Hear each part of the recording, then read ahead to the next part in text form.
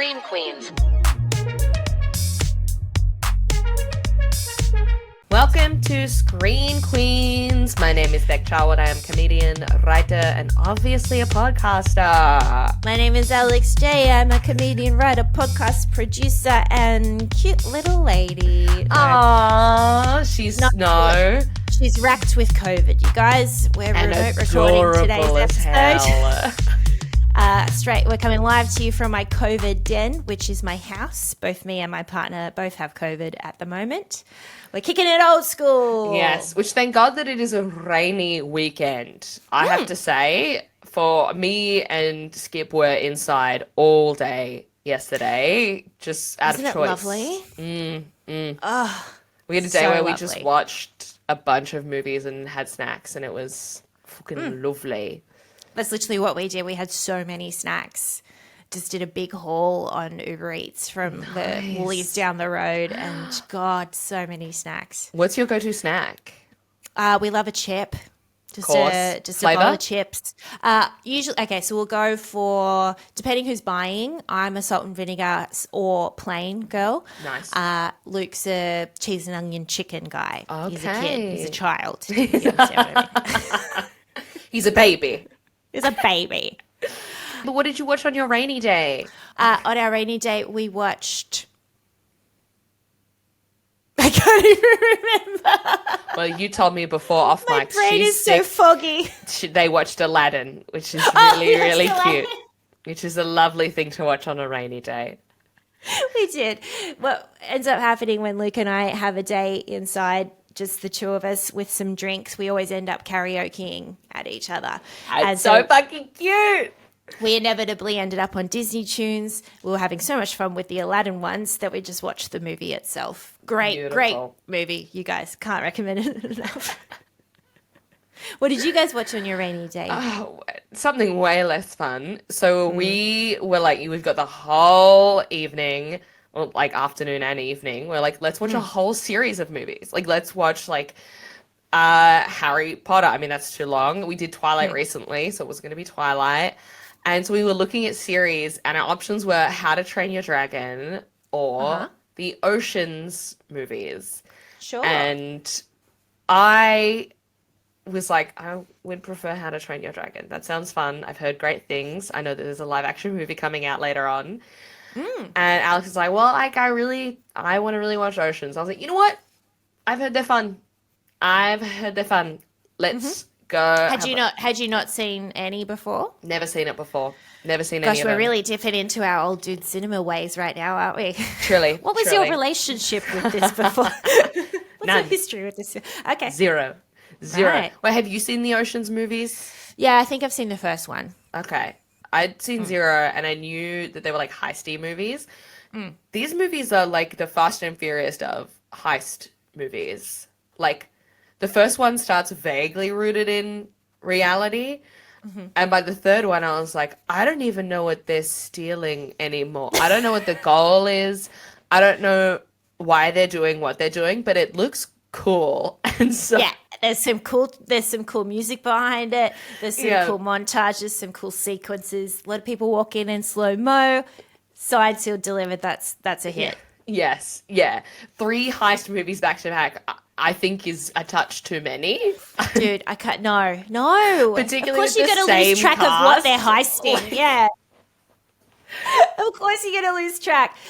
You're so right. That is the Fast and the Furious of heist films. Yep. Next, they'll be going to space. They'll be heisting in space. Oh, and we didn't even watch Ocean's 8 with all the ladies. We just watched all the boy ones. Yuck! Well, that's not feminism. Gosh, the patriarchy was rife in your house yesterday. It was running amok, running absolute muck, and we won't have it. I'm going to leave my beautiful jumpsuit on, my pink jumpsuit. I'm going to play Animal Crossing and listen to my OC oral history book. Yes. I've heard that the Ocean's 8 was not that good though. Yeah, I think I just longed for it. One, because I was like, I want to see more than one woman Sure. at a time on screen. Yeah. Please. I I don't know. I know that it's Brad Pitt, George Clooney, and Matt Damon, but I've just seen them so many times. Even they look the same. Now, yeah. They're melding into one person. Yeah, I still had fun though. I want everyone to know I still had a fun time. But by the end, I was like, oh, brain go mush, brain big mush. 3 movies in it. I couldn't do that. 3 movies from one franchise in one go. That's a lot, dude. Yeah. That's a long time to live in one world. Yes. Well, speaking of one world that I lived in for the last 3 weeks, and you have just entered our main course today. We are talking about the new Fallout series available on Amazon here in Australia. Not sure where else, but here it's Amazon. Yeah. Yes. So Fallout, based on a true story, I'm assuming. There she is. All right. I'm off now for the rest of the day. Well, it's based on a video game. Yeah. I know the answer to this, but just for the listeners, have you played the Fallout video game? So sweet of you. That's so sweet. No, I have not. Have you? No. I played BioShock, which is like vaguely similar vibes, but that was over a decade ago. So I knew the concept of this. I mean, it's about nuclear fallout, and that's one of the only Fallouts I know about. So from the title, I was like, I have a vibe of what this is going to be. Well, no, that's not true. Just on Monday's episode, we did talk about the Drake and Kendrick Lamar Fallout. So True. You're aware of at least 2. That's right. Thank you. So you finished the whole season, have you? Whole season, all the way to the end. And how many episodes are there? There's 8, and they are an hour long. They are long. Meaty. They are meaty, yes. I watched the first 2 episodes this morning. Nice. Oh, fresh. Real fresh. And Luke was asleep at the time, but he is currently catching up. He is, as we speak, watching the first 2 episodes to catch up so we can watch it together, because guess what? I fucking love this show. Yay! Okay. Oh my God. Tell me when you loved it. Tell me the moment that you were like, yes. The fucking beginning. Take 1, shot 1. You know I love an apocalypse. You know I love a disaster film. Oh, I sure do. Man-made or natural. I love all disaster films. And everything in that first, to be honest, there was a part of me that was sad when the initial sequence ended, the present day sequence ended, because I was kind of like, oh, I want to know what happens more in there. That's so interesting. The eeriness of knowing that something's going on, something's happening. The way that they told that story to us, like not actually telling us what's going on, like we're just as unawares as, say, the children in the show. Yeah. So like we know something's happening, but we don't know what. The one moment that really got me was when the weatherman was on TV. And he is starting to say the weather, and then he breaks and you just go, sorry, I can't do the weather, when we know that this is going to, and then it like cuts. So we're like, oh, what's happening? What do you mean you can't do the weather? Because something is going on. I loved it. It's, okay. When I felt at first, I was kind of like, this is boring. I was kind of like, I get it. I get something mysterious is happening, being a real bitch about it, if I'm being honest. And and the moment the ghoul came into play, I was like, I am in. I am 100% in. I love an undead man character. He's also a cowboy and a gunslinger and a bounty hunter, and he looks fucked up and scary, and I found it kind of sexy. Oh my gosh, I just remembered the zombie cowboy. You told me about him last week on our Patreon. Oh, he is, yes, of course. Oh, I get it. He's hot as fuck, dude. He's got no nose, but he's got authority. Oh, that's sexy. Cowboy Voldemort. Get on down. Cowboy Voldemort. And the guy who plays him is so enigmatic. Like, I cannot stop watching him. What's his name? Walton Goggins. What a name. Great last name. Not a real name. Great love team. it. I also love that they kept the veneers in for, even though he's a zombie, because they wouldn't rot. That's it. Veneers of porcelain. They last forever. I can vouch for that. That's kind of the appeal. I want these things gleaming hundreds of years into the future. If my body's gone, I want these things still sparkling. You want, after the nuclear fallout, for people to be like, when they find your body and they go to ransack you for your jewels, they go, she would have had a beautiful smile. That's what I want. Always prepping for the fallout. Yes, always. But so that's it. I'll move on from that initial sequence because it really is. It's just the setup. It's just explaining the fallout, which I do love. I love seeing the inciting incident that causes the apocalypse. And I have some great news later on. we revisit. Get more. Yes! Yay! We go back. Oh yeah, I really like the jumping of timelines in this. I think fuck yeah, it's really fun. It's because really fun. When we met Walter Goggins, his name's Cooper Howard. We'll just call him Sexy Cowboy.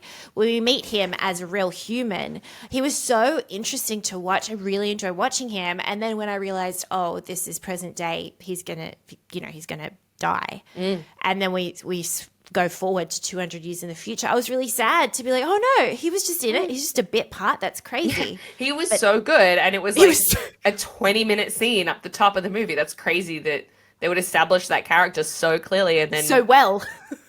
He just goes. I got a backstory and everything. We met his kid and all that stuff. But no, he's back, baby, and I'm so happy. I'm so happy he's through it. Like, and then the bomb shelter thing, like, seeing the bomb just mushroom cloud up, and then the way all of it goes quiet, so all of the sounds are muted, which I love it when movies do that, because you just know that's exactly how it would feel in that moment, is just complete fight or flight survival mode. Everything's muted, everything's quiet, like you're just so focused on your own survival.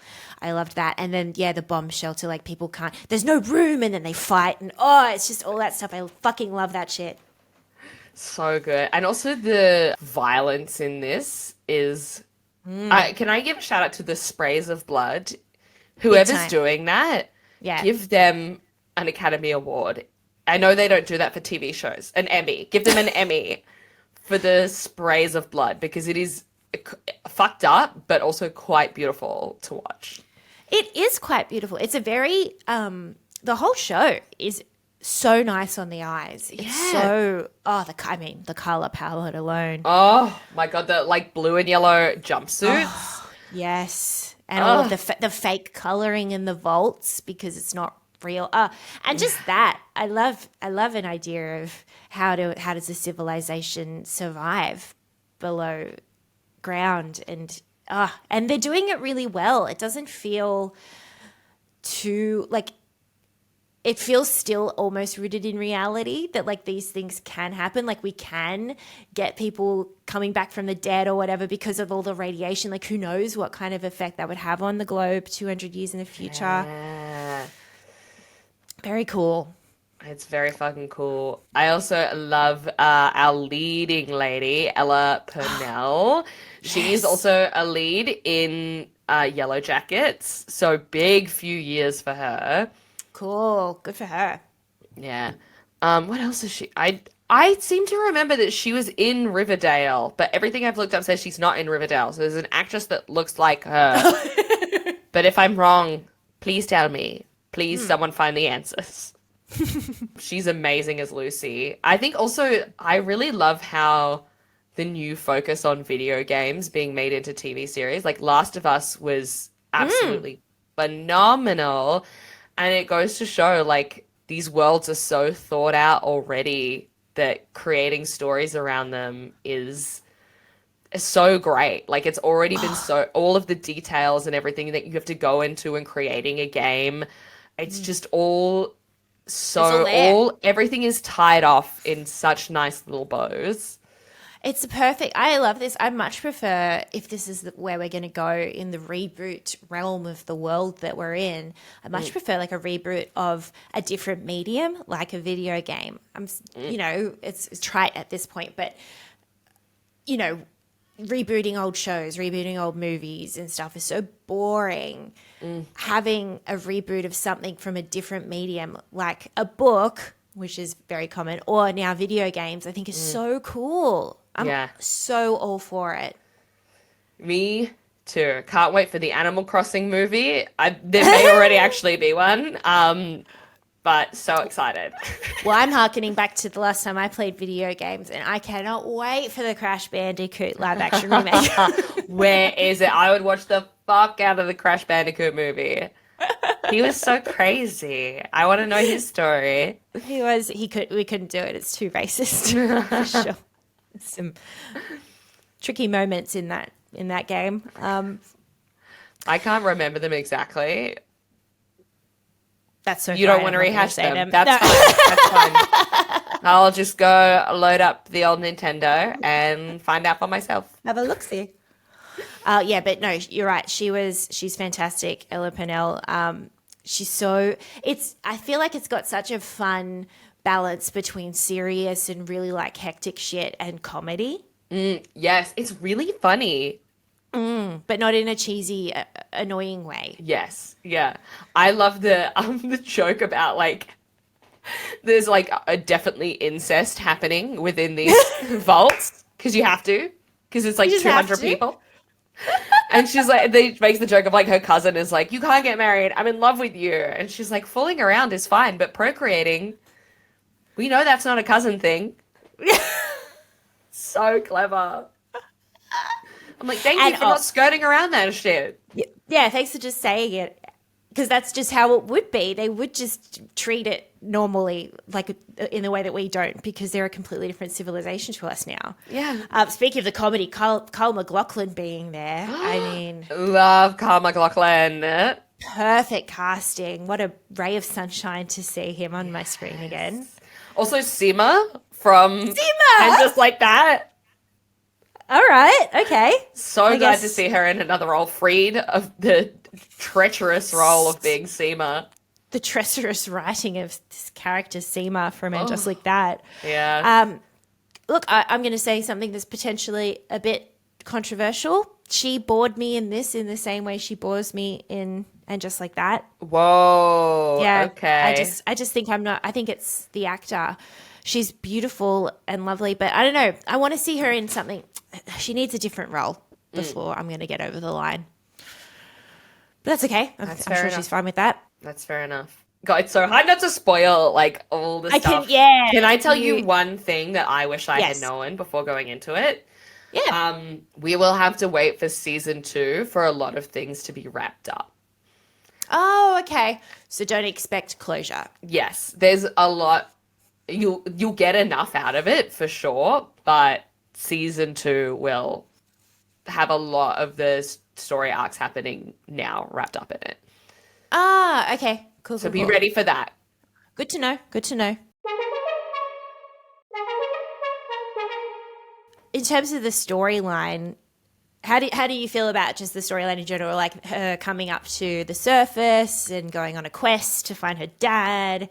Oh, I love it. I love her character as well as this like terminally chipper, optimistic, positive, like not scared of anything. Like, well, scared, but there's like, no, for the greater good, like led by such a higher purpose and kind of almost with like the taking the blue pill mentality of like, well, this is what has been taught to me, so I believe in this, and going out into a world and not realizing that it's not gonna be the same. Like, it's really like she's like a Girl Scout in a real big bad world. Exactly. And I just love thinking about like, oh, what would that be like being, living underground for your entire life and coming up to the surface and experiencing wind and sunlight and all that. It's just such a cool concept. And yeah, I do love, I think you're exactly right. I do love that she's chipper and optimistic because she can kind of be like the audience conduit. Like, we want this to work out with her. Yes. Yeah. And then like meeting all the different characters, all the characters that have been introduced so far have been like so interesting. Oh, what do you think of the guy from the Brotherhood? What's his name? Yeah, look, I haven't had a lot to do with him just yet. Is that Okay. Aaron Clifton Moten? Yes, he plays the guy- Maximus. Haven't had a lot to do with him yet. We've just kind of met him. He puts the suit on, and that's kind of the end of Ep 2. But I'm excited for him. This sounds cool. This looks like a cool new thing for Yes. him to try. Did you spy Johnny Pemberton in this, the comedian who plays Thaddeus, the guy with the little moustache that bullies Maximus? Is he a comedian? I was like, where do I Yes. know him from? Oh my God, Johnny Pemberton. He is like, I would say, the Ben Caution of America. Just Love. super silly. He's like, his comedy is so dumb and redonkulous and absurdist. And then to see him acting, I was like, that's not you. Get That's out your so guitar, you cool. silly Billy. Where's your razor scooter? I love that they commented on cockroaches. Yeah. So cool. Love Because that. everyone always wonders what is going to happen. Well, everyone always says cockroaches are the only thing that would ever survive, a living thing that would ever survive a nuclear blast. Oh my God, I have a story about that phrase in particular. Is we had a pest control guy come through, and because we chat to tradesmen when they come into a house. I don't. I leave the room immediately and sequester myself in my bedroom until they've left the house because I don't care to involve myself in those kind of people. We unfortunately we love a chat. We chat to them, and we like blur because it's like you're so awkward having someone come in and look at how disgusting your fucking house is and how bad you let an unfortunate pest problem get. And so I was just like, oh, have you heard the fact that cockroaches can survive a nuclear fallout? And he's like, yeah, believe it or not, I have actually. He hears that every fucking day of his fucking life. Of course. Absolutely. You know when something's leaving your mouth and you're like, no. I'm better than this. I'm cleverer than this. Sorry, I'm actually really cool and interesting. I'm not like everyone else. I take it back. Okay. Well, I mean, so you're going to keep watching it? Definitely. Yeah, my betrothed is catching up as we speak. Wonderful. I think we might even hit Ep 3 this afternoon. Potentially. Whoa. Okay. She's obsessed. She's She's obsessed. And it's a rainy weekend. Perfect for it. Exactly. And I'm really excited to see just how sexy cowboy zombie man becomes. Yeah. Because he's just got that, it's that authority figure. And the swagger of like, it's like, I have nothing left to live for, motherfucker. Try me. I'm literally dead. Yeah. What could you possibly do to me? And Like, it's what about that me? kind of What if you live for me? exactly. It's that kind of arrogance that you just like, oh, I want a piece of that. I want to get around it. It's the competence porn of it too. Yeah. Yeah. So That's what it I'm is. excited to get some competence porn from this man as well. Cool. Well, let us know All right. what you guys think if you're watching Fallout.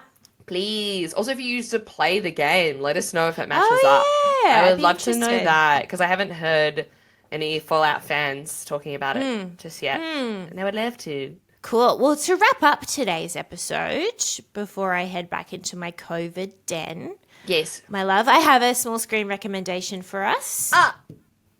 Go ahead. So, this is a TikTok I saw and I have watched approximately 20 times in a row and have sent to, obviously, everyone I know, Yes. which is my sister. It was going to be you, but I wanted to save it for the small screen recommendation. So this is a clip from a TikTok from one Mr. Donny Osmond, who is an American media personality, actor, singer. Yeah. Grew up, I think he was like a child star. Yeah, anyway, he's from the Osmonds. Yeah. from the Osmonds, yeah. He, turns out, I did know this, but it reminded me, he is the original voice of the guy in Mulan who sings I'm Gonna Make a Man Out of You. No way. The singing voice. And Let's he is get down to that's to him. business. That's him. Oh my god. And he is currently, or recently, or something, doing a tour, like a stage show tour, and I think he's done a lot of like show tunes and stuff over the years where he's with that voice. It would be a crime. It would be a crime if he didn't. Are you kidding me? He's performing all of his original songs, and he performs "I'll Make a Man Out of You," and it's incredible. Oh my God, that would go off live. I think I know all of the words to it. Do you want to watch it with me right now? Oh my God, yes, please. I sent it to my sister and she's obsessed as well because we both love Mulan, of course.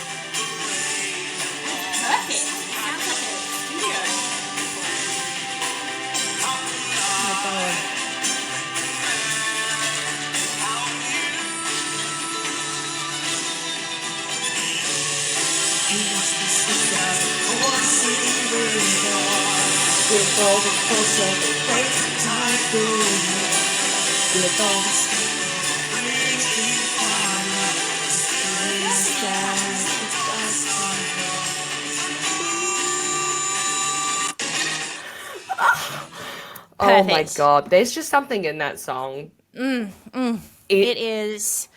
Whew. Look, was I surprised to learn it was not sung by an Asian gentleman? Sure. But it was the 90s and it was Disney. I think we just have to any Disney song across the board. Yeah. Assume a white person sang it, especially from that era. Yeah. Oh my God. And also, you know what I love about that song? It's about being a man, but there isn't, and it never mentions like stoicism or cutting yourself off. Mysterious as the dark side of the moon. That's what I think a lot of men should attribute to me. Swift as a raging river with all the force of a great typhoon. With all the strength of a raging fire. I think if we raise men on those traditional values, honestly, I'd get around traditionalism. I'd be a trad wife, baby. I'd be a trad wife. If that's Donny Osmond's on the other end of that. Just that. Please don't sound like just that and put that out on the internet. Oh my God. Oh my God, what have we done? Oh, okay. So that's my small screen recommendation, Donny Osmond's TikTok. Oh, get around it. I have a recommendation. Man who I've been following for ages, who I love, Tony Sedovici. He does sketches and all of them are just so great and so fun. A lot of them are based around rappers. And even if you don't know rappers, you can still follow along. Particularly the moment with the Drake and Kendrick beef, a great person to be following. He's so funny and just so likable. And I loved his stuff for ages. So shout out to Tony. Yeah. Oh, we'll link them in the show notes. Love that. Link 'em. All right. Okay. Woo. Well, that's everything. Should I let you get back to episode 3 of Fallout? And just to my COVID fog, let it envelop me for the rest of the day. Yes, you need to go lie down, sweetheart. You need to rest up. Well, we love you guys. We love you. Also, join us over on Patreon this Friday for a new bonus episode. Yes, where you will know what's going on behind the scenes. And actually, I have quite a lot that I'm very excited to tell you guys about. Oh, some of the NDAs might have cleared finally. Maybe. We love you.